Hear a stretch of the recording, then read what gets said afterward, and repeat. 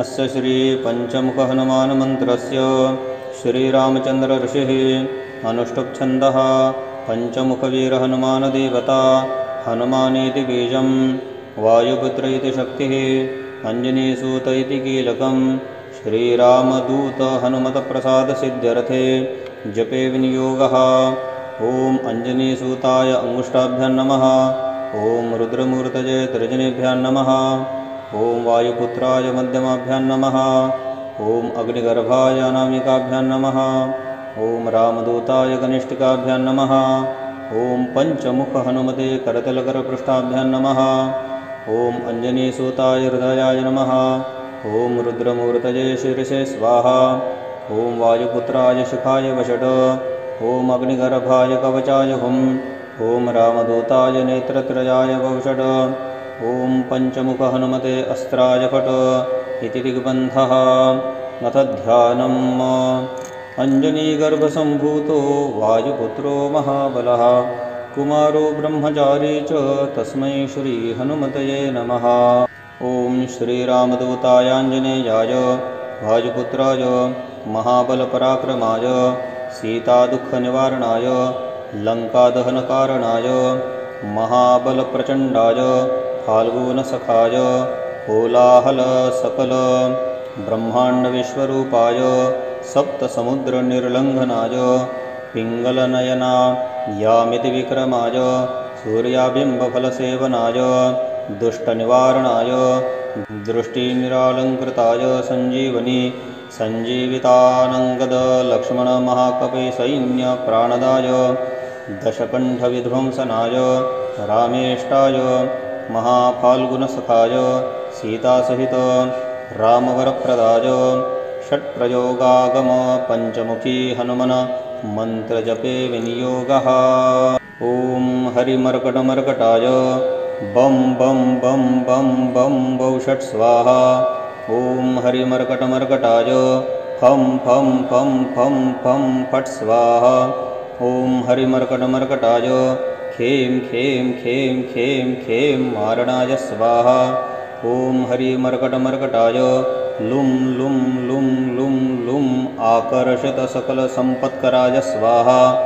ॐ हरिमर्कटमर्कटाय धं धं धं धं धं शत्रुस्तम्भनाय स्वाहा। ॐ टं टं टं टं टं कूर्ममूर्तये पञ्चमुखवीरमहाहनुमते पञ्चयन्त्र परतन्त्रोच्चाटनाय स्वाहा। ॐ कं खं गं घं गं चं छं झं झं त्रं टं ठं डं ढं नं तं थं दं धं नं पं फं बं भं मं यं रं लं वं शं सं सं हं लं क्षं फट् स्वाहा इति दिग्बन्धः। ॐ पूर्वकपिमुखाय पञ्चमुखहनुमते टं टं टं टं टं सकलशत्रुसंहारणाय स्वाहा। ॐ दक्षिणमुखाय पञ्चमुखहनुमते करालवदनाय नरसिंहाय ॐ ह्रां ह्रीं ह्रूं ह्रैं ह्रौं ह्रः सकलभूतप्रेतदमनाय स्वाहा।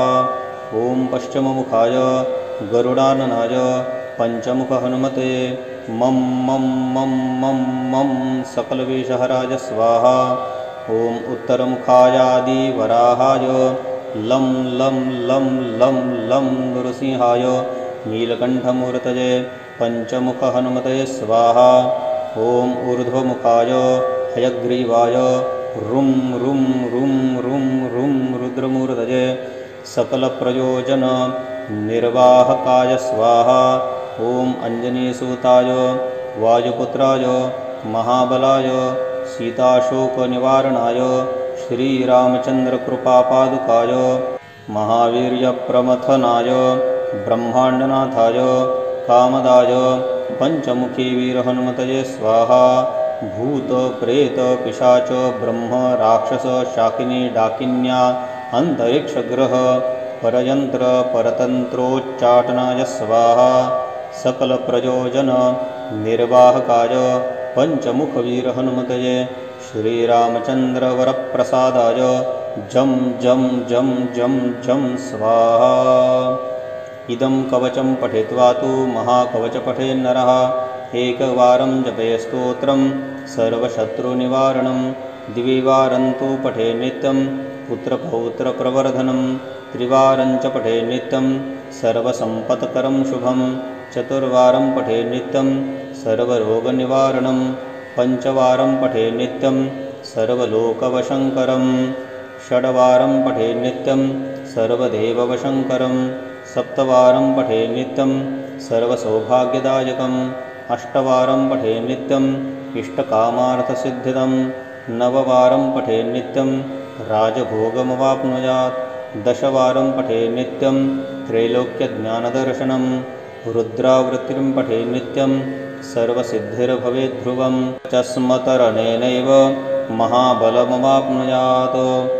दर्शनसंहितायां श्रीरामचन्द्रसीता प्रोक्तं श्रीपञ्चमुखहनुमत्कवचं सम्पूर्णम्।